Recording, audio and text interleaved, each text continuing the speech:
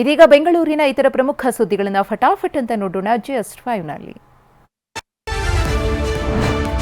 Gold smuggling ಕೇಸ್ನಲ್ಲಿ ಸಿಲುಕಿ ಜೈಲು ಪಾಲಾಗಿರೋ ನಟಿ ರನ್ಯಾಗೆ ಮತ್ತೊಂದು ಆಘಾತವಾಗಿದೆ. ವಿಚ್ಛೇದನಕ್ಕೆ ಅರ್ಜಿ ಸಲ್ಲಿಸಲು ರನ್ಯಾ ಪತಿ ಜತಿನ್ ತಯಾರಿ ನಡೆಸಿದ್ದಾರೆ.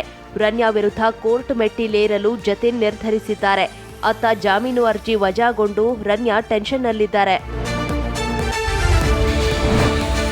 ಗೇಲ್ ಗ್ಯಾಸ್ ಲೀಕೇಜ್ ಆಗಿ ಬೆಂಕಿ ಅವಘಡ ಸಂಭವಿಸಿದೆ.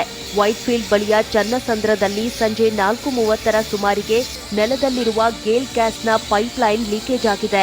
ಕೂಡಲೇ ಸ್ಥಳಕ್ಕಾಗಮಿಸಿದ ಅಗ್ನಿಶಾಮಕ ಸಿಬ್ಬಂದಿಯಿಂದ ಬೆಂಕಿ ನಂದಿಸುವ ಕಾರ್ಯ ನಡೆಯಿತು. ಹಗಲಿನಲ್ಲಿ ಒಂಟಿ ಮಹಿಳೆಯರ ಸುಲಿಗೆ ಮಾಡ್ತಿದ್ದ ಆರೋಪಿ ರಾತ್ರಿಯಾದ್ರೆ ಸಾಕು ಅನಾಥಾಶ್ರಮದಲ್ಲಿ ಊಟ ಮಾಡಿ ಮಲಗ್ತಿದ್ದ.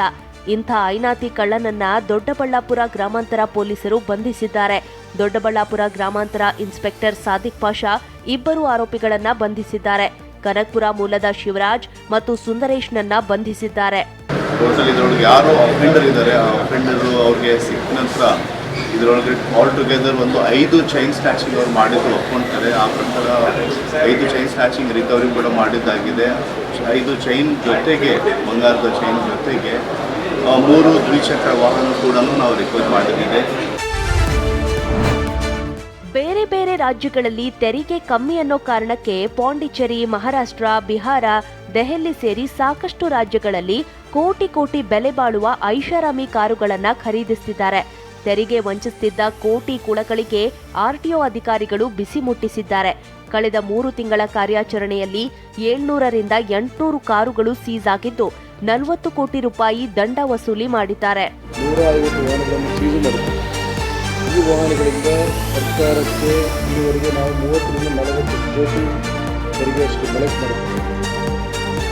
ಈ ಬರೀ ನಮ್ಮ ಮಾರ್ಚ್ ತಿಂಗಳಲ್ಲಿ ಒಂದೇ ತಿಂಗಳಲ್ಲಿ ಸುಮಾರು 15ರಿಂದ 20 ಕೋಟಿ ತೆರಿಗೆಯನ್ನು ಕಲೆಕ್ಟ್ ಮಾಡಿದ್ದೇವೆ. ಈ ಭಾಳಷ್ಟು ವಾಹನಗಳ ತೆರಿಗೆ ಬರಬೇಕಾಗಿದೆ. ಈ ಪ್ರಕ್ರಿಯೆ ಮುಂದಿನ ದಿನಗಳಲ್ಲಿ ಹೆಚ್ಚಾಗಿ ಮಾಡುತ್ತದೆ. ಕಳಪೆ ಗುಣಮಟ್ಟದ ಆಹಾರದ ಮೇಲೆ ಹದ್ದಿನ ಕಣ್ಣಿಟ್ಟಿರೋ ಆಹಾರ ಮತ್ತು ಸುರಕ್ಷತಾ ಇಲಾಖೆ ಐಪಿಎಲ್ ಟೂರ್ನಿ ಮೇಲೂ ಕೂಡ ನಿಗಾ ವಹಿಸಿದೆ. ಆರ್ಸಿಬಿ ಪಂದ್ಯ ನೋಡಲು ಚಿನ್ನಸ್ವಾಮಿ ಸ್ಟೇಡಿಯಂಗೆ ಸಾವಿರಾರು ಅಭಿಮಾನಿಗಳು ಬಂದಿದ್ದಾರೆ. ಹೀಗಾಗಿ ಕೆಎಸ್ಸಿಗೆ ಪತ್ರ ಬರೆದಿರುವ ಆಹಾರ ಇಲಾಖೆ ಆಯುಕ್ತರು ಆಹಾರದ ಗುಣಮಟ್ಟದ ಬಗ್ಗೆ ಕ್ರಮ ಕೈಗೊಳ್ಳಲು ಸೂಚಿಸಿದ್ದಾರೆ. ಕ್ಯಾಂಟೀನ್ನಲ್ಲಿ ತಯಾರಿಸಿದ ಆಹಾರವನ್ನ ಪ್ರಯೋಗಾಲಯದಲ್ಲಿ ಪರೀಕ್ಷಿಸಬೇಕು. ಆಹಾರ ಸುರಕ್ಷಿತವೆಂದು ದೃಢಪಟ್ಟ ನಂತರವೇ ಅಭಿಮಾನಿಗಳಿಗೆ ನೀಡಬೇಕು ಅಂತ ಸೂಚಿಸಿದೆ. ಈ ನಡೆಯನ್ನ ಕ್ರೀಡಾಭಿಮಾನಿಗಳು ಸ್ವಾಗತಿಸಿದ್ದಾರೆ. ಇದು ಒಳ್ಳೆ ನಿರ್ಧಾರ ಮೇಡಮ್. ಫುಡ್ ಅಂತೂ ಎಲ್ಲ ಟೇಸ್ಟ್ ಮಾಡೇ ಕೊಡಬೇಕು. ಪ್ರತಿಯೊಬ್ಬರು ಟೇಸ್ಟ್ ಮಾಡಿ ಕೊಟ್ರೆ ಫುಡ್ ಚೆನ್ನಾಗಿರ್ಬೇಕು. ಫುಡ್ ಚೆನ್ನಾಗಿದ್ರೆ ನಮ್ಮ ಆರೋಗ್ಯ ಚೆನ್ನಾಗಿರುತ್ತೆ. ಆರೋಗ್ಯ ಚೆನ್ನಾಗಿದ್ರೆ ತಾನೇ ಮ್ಯಾಚ್ ನೋಡೋಕೆ ಬರೋದು.